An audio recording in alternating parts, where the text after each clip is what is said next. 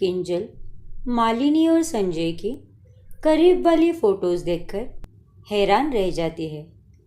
तभी उसे एक अननोन नंबर से फ़ोन कॉल आता है। हेलो जी, आप कौन बोल रहे हो? अरे किंजलिया, मैं तेरी दादी मौसी बोल रही हूँ, मसूरी वाली। अरे तेरे पति को देख, यहाँ मसूरी में क्या गुलछरे उड़ा रहा है। अपने पति को संभाल के रख बहुरिया, वरना बहुत पिटेगा वो मेरे हाथ से। कुछ दिनों बाद मालिनी और संजय मसूरी से वापस आ जाते हैं। तभी क्या करूं?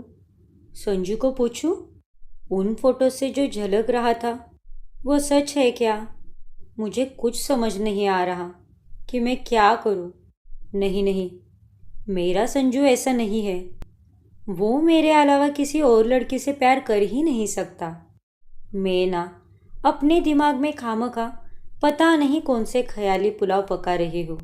संजय का चेहरा देखकर किंजल अपने मन में जो शक का बीज पौधे का रूप ले रहा था वो उसे काट देती है और अपने आप को दिलासा देती है कि उसका पति ऐसा नहीं कर सकता। लेकिन मालिनी वो अपनी हरकतों से बाज ही नहीं आ रही थी। एक रात जब संजय और उसका परिवार गहरी नींद में सो रहे थे, तभी अचानक से उनके घर की घंटी बजती है। हे भगवान, रात के 2 बजे कौन हो सकता है? घबराओ मत किंजू, मैं देखता हूँ। संजय जब दरवाजा खोलता है तभी वहाँ मालिनी होती है और उसके सिर से खून बह रहा था। मालिनी मैम, ये आपको क्या हो गया? संजय संजय, वो मैं तुम्हारे घर के रास्ते से गुजर रही थी कि तभी अचानक से मेरी कार एक पेड़ से टकराई और मेरा सर फूट गया। मैं ठीक हूँ अब। और बोलते बोलते मालिनी बेहोश होकर सीधे संजय की बाहों में गिर जाती है। मालिनी मैम, संजय अपने एक फैमिली डॉक्टर को फ़ोन लगा के घर बुलाता है और मालिनी की मरहम पट्टी की जाती है और उसे कुछ दवाइयाँ भी दी जाती है। घबराने की कोई बात नहीं है, मालिनी जी बिल्कुल ठीक है। बस सर पर चोट आई है, जो एक माइनर सी चोट है। Not to worry about it. Malini भी अब होश में आ गई थी। मालिनी मैम, अभी आप यहीं पर रुकिए, कहीं मत जाइए। मैं आपके घर पर इन्फॉर्म कर देता हूँ, आप चिंता मत कीजिए। मेरे घर पर इन्फॉर्म करने के लिए कोई नहीं है संजय। मैं एक अनाथ हूँ और अकेली ही रहती हूँ। सुनकर बहुत बुरा लगा, लेकिन मालिनी जी आप चिंता मत कीजिए। हम आपके परिवार जैसे ही हैं। संजू आपके भाई जैसे और मैं आपकी भाभी जैसी। क्यों, है ना? किंजल की बातें सुनकर मालिनी गुस्से से आग बबूला हो जाती है। भाई और भाभी? My foot.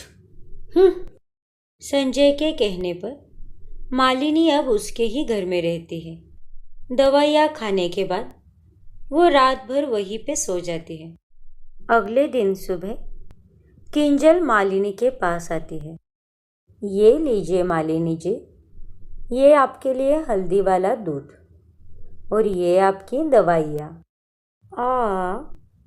How sweet Malini, तुम कितनी अच्छी हो, सबका कितना ख्याल रखती हो। अब आप संजू की बहन जैसी हो तो मेरा तो फर्ज बनता है ना आपकी सेवा करने का। क्यों, है ना? इस औरत को बस एक बार और बोलने दो ये डायलॉग, तब तो मैं इसका सिर ही फोड़ दूंगी, बाय गॉड। तभी वहाँ पर किंजल के दोनों बच्चे पीहू और अबीर ग्रीटिंग कार्ड्स लेकर आते हैं। मालिनी आंटी, ये लो, get well soon Malini aunty. This is so sweet बच्चों। किंजल, आई मस्ट से बहुत ही अच्छी परवरिश दी है संजय ने अपने बच्चों को। कुछ देर मालिनी से बात करने के बाद किंजल, अभीर और पीहू कमरे से बाहर निकल जाते हैं। तभी मालिनी उन दवाइयों को डस्टबिन में फेंक देती है और कहती है, वाह मालिनी वाह, क्या नाटक किया है मैंने सिर पर चोट लगने का, जिसके बहाने मुझे संजय के घर में रहने का सहारा मिल गया। संजय, मैं तुमसे बहुत प्यार करती हूँ। I love you Sanjay. तुम मेरी जान हो, मेरी जिंदगी हो। मालिनी की सारी बातें किंजल कमरे के बाहर से सुन लेती है और वो चौंक जाती है। इसका मतलब ये मालिनी मेरे पति संजू से प्यार करती है और इसीलिए ये उसके इतने करीब आने की कोशिश कर रही है। किंजल ये जानकर बहुत दुखी होती है और 2 दिन बाद मालिनी उनके घर से चली जाती है। मालिनी की सारी बातें बताने के लिए किंजल संजय के पास आती है। संजू, मुझे तुमसे कुछ ज़रूरी बात करनी है। हाँ बोलो किंजू, जल्दी बोलो। मुझे ऑफिस जाने के लिए देर हो रही है।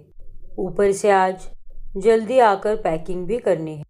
अगले हफ्ते हम गांव जा रहे हैं, माँ पापा के पास। वो सब तो ठीक है, लेकिन मैं तुमसे ये कह रही थी कि तुम ये काम छोड़ दो। तभी अचानक से संजय को एक इम्पोर्टेंट कॉल आ जाता है और वो चला जाता है। शाम में किंजल को एक हॉस्पिटल से फ़ोन कॉल आता है और वो देखती है कि संजय का बहुत बुरी तरह एक्सीडेंट हो चुका है। उसे स्ट्रेचर्स पर रखा होता है। संजू, ये क्या हो गया तुम्हें? इनका जल्द से जल्द ऑपरेशन करना होगा मैम। आप 1 घंटे के अंदर 2 लाख रुपए का इंतज़ाम कीजिए, वरना इनकी जान को खतरा हो सकता है। 2 लाख? डॉक्टर की बातें सुनकर किंजल अब बहुत परेशान हो जाती है। उसके पास ज़रा से भी पैसे नहीं थे। वो बहुत से लोगों के पास जाकर पैसों की मदद मांगती है, लेकिन कोई भी उसकी मदद नहीं करता। अब मैं क्या करूं? कैसे बचाऊं मैं अपने सुहाग को? कौन करेगा मेरी मदद? मैं करूंगी तुम्हारी मदद। किंजल देखती है तो वहाँ पर मालिनी खड़ी होती है। वो भी हाथों में 2 लाख रुपए की नोटों का बंडल लिए। हाँ किंजल, मैं करूँगी तुम्हारी मदद। Thank you Malini, thank you so much. तुम ये पैसे मुझे जल्दी से दे दो, फिर संजय का ऑपरेशन भी हो जाएगा। एक मिनट, इतनी जल्दी कहा? अगर मैं तुम्हें कुछ दूंगी तो बदले में तुम्हें भी मुझे कुछ देना होगा। मतलब? तभी मालिनी उसके सामने डिवोर्स पेपर्स रखती है। मतलब ये कि इन डिवोर्स पेपर्स पर साइन करो और अपने पति को मुझे दे दो। अपने पति का सौदा करो। क्या? ये तुम क्या कह रही हो मालिनी? मैं संजय से बहुत प्यार करती हूँ और इसीलिए मैं उसे पाना चाहती हूँ, और वो तभी होगा जब तुम उससे दूर हो जाओगी। चलो चलो जल्दी करो, तुम्हारे पास सिर्फ 20 मिनट बचे हैं। यहाँ से हॉस्पिटल पहुँचने में 10 मिनट जाएंगे। इससे पहले कि संजय सीधे परलोक चला जाए, जल्दी से पैसे लो और इन डिवोर्स पेपर्स पर साइन कर दो। लेकिन मालिनी की बातें सुनकर किंजल बहुत डर जाती है और घोर असमंजस में फंस जाती है। उसका हाथ तो जैसे सुन ही पड़ जाता है। अरे चलो जल्दी करो, साइन करो। किंजल अब बहुत बड़ी दुविधा में पड़ जाती है। क्या किंजल तलाक के कागजात पर दस्तखत करेगी? क्या किंजल अपने पति की सलामती के लिए मालिनी के साथ सौदा करेगी? जानने के लिए हमारा अगला एपिसोड देखना ना भूलें। और अगर आपने हमारा चैनल अभी तक सब्सक्राइब नहीं किया है तो अभी सब्सक्राइब कीजिए और बेल आइकन दबाना ना भूलें।